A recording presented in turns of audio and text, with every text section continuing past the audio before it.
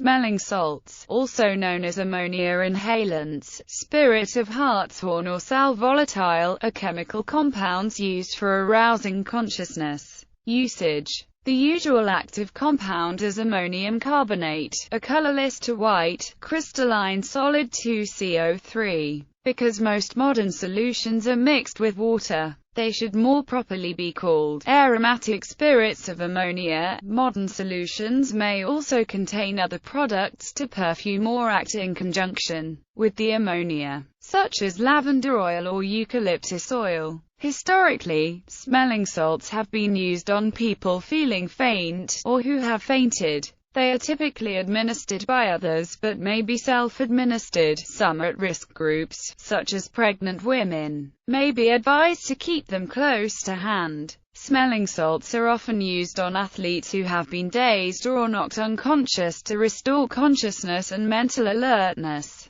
Smelling salts are now banned in most boxing competitions. They are also used as a form of stimulant in athletic competitions to wake up competitors to perform better. Famous athletes such as Phil Kessel, Alexander Ovechkin, Tyler Seguin, Sean Monahan, Derek Brassard, Keith Kincaid, Ilya Kovalchuk, Brett Favre, Peyton Manning, Carlos Boozer, Clemson Rugby, Samuel Eto'o, David Deschanais, Greg Hardy, Johnny Gaudreau and Tom Brady in the U16 AA Florida Junior Everblades have been seen using smelling salts on the sidelines. History. Smelling salts have been used since Roman times and are mentioned in the writings of Plinius Hamoniacus Sal. Evidence exists of use in the 13th century by alchemists as sal ammoniac. In the 17th century, the distillation of an ammonia solution from shavings of hartshorns and hooves led to the alternative name for smelling salts as spirit or saltive hartshorn. They were widely used in Victorian Britain to revive fainting women, and in some areas constables would carry a container of them for the purpose. During this time, smelling salts were commonly dissolved with perfume in vinegar or alcohol and soaked onto a sponge, which was then carried on the person in a decorative container called a vinaigrette.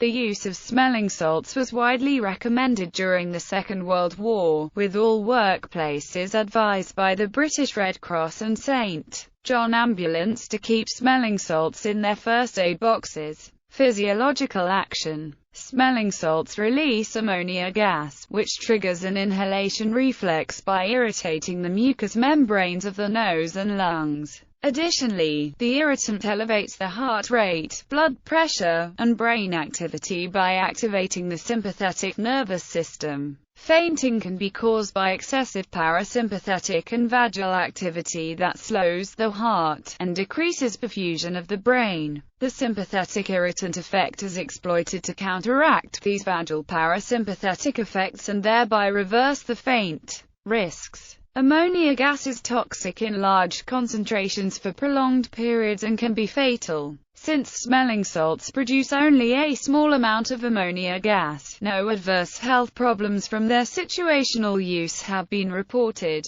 However, a high concentration of inhaled ammonia might burn the nasal or oral mucosa. The use of ammonia-smelling salts to revive people injured during sport is not recommended because it may inhibit or delay a proper and thorough neurological assessment by a healthcare professional, such as after concussions, when hospitalization may be advisable, and some governing bodies recommend specifically against it. The irritant nature of smelling salts means that they can exacerbate any pre-existing cervical spine injury by causing reflex withdrawal away from them.